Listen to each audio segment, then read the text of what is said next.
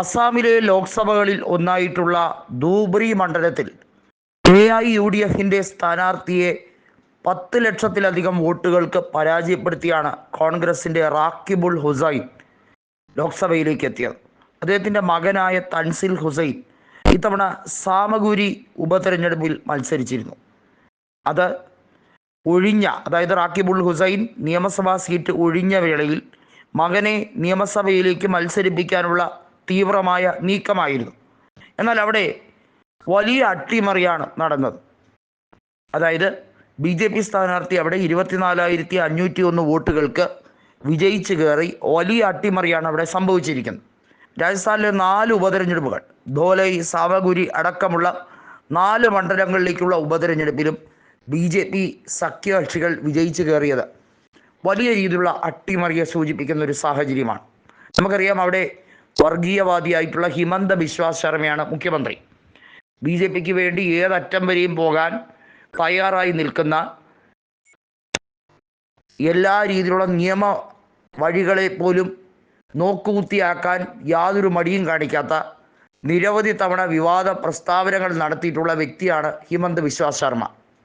നമുക്കറിയാം, തരുൺ ഗൊഗോയ് സർക്കാരിൽ ക്യാബിനറ്റ് മന്ത്രിയായിരുന്ന ഹിമന്ത ബിശ്വ ശർമ്മ തരുൺ ഗൊഗോയുമായി പരസ്യമായി പടലപ്പണക്കത്തിലെത്തുകയും ഒടുവിൽ അദ്ദേഹം BJPയിലേക്ക് ചേക്കേറുകയും അദ്ദേഹം പിന്നീട് മുഖ്യമന്ത്രിയാവുകയും ചെയ്ത ഒരു അപൂർവ കഥയാണ്.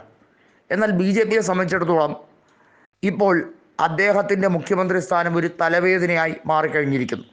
കാരണം അദ്ദേഹവും അദ്ദേഹത്തിൻ്റെ ഭാര്യയും അദ്ദേഹത്തിൻ്റെ കുടുംബവും അടങ്ങുന്ന ആധിപത്യം അസാമിലെ ജനതയ്ക്ക്, അതായത് അസാമിലെ BJPക്കുള്ളിൽ ഒരു കല്ലുകടിയായി മാറിയിരിക്കുകയാണ്. സർബാനന്ദ സോനോവാൾ എന്ന പൊതുവെ മിതവാദിയായ നേതാവ് BJPയുടെ നേതാവായി, അദ്ദേഹം ഒരു ദളിതനായിരുന്നു. അദ്ദേഹം വലിയ തോതിൽ അവിടെ നിലയുറപ്പിച്ചിരുന്നപ്പോൾ BJPക്ക് വലിയ പ്രയാസമൊന്നും ഉണ്ടായിരുന്നില്ല.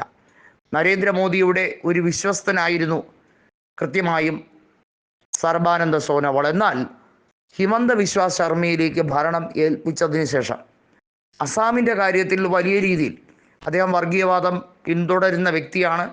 ന്യൂനപക്ഷങ്ങൾ 40%-ലേറെ ഉണ്ടായിട്ടും അസാമിൽ അസാധ്യമായിട്ടുള്ള പ്രകടനം തുടർഭരണത്തിലേക്ക് എത്തിച്ചു എന്ന കാരണത്താൽ, അതിന് പല വഴികളാണ് അദ്ദേഹം സ്വീകരിച്ചത്, അതെത്തിച്ചു എന്ന കാരണത്താൽ BJPയോട് പല രീതിയിലും ഉപാധികൾ മുന്നോട്ട് വെച്ചാണ് അദ്ദേഹം മുന്നോട്ട് പോകുന്നത്. കോൺഗ്രസിൽ നിന്ന് BJPയിലേക്ക് ചാടും മുമ്പേ തന്നെ BJP നേതാക്കളുമായി ഒരു ഡീലിലേക്ക് എത്തിയിരുന്നു എന്നുള്ളത് തുടക്കം മുതൽ തന്നെ വ്യക്തമാണ്. അത് എല്ലാ തരത്തിലും പ്രായോഗികമാക്കാൻ, അതിനുവേണ്ടിയുള്ള ഏത് രാഷ്ട്രീയ വഴികളും തേടി അത് അന്വേഷിപ്പിച്ച് എടുക്കാൻ വിരുദ്ധനാണ് ഹിമന്ത ബിശ്വ ശർമ്മ. ഇപ്പോൾ നരേന്ദ്രമോദിക്ക് അസാമിൽ തിരിച്ച് സോനോവാളിനെ കൊണ്ടുവരണം. അതിനെന്ത് ചെയ്യും?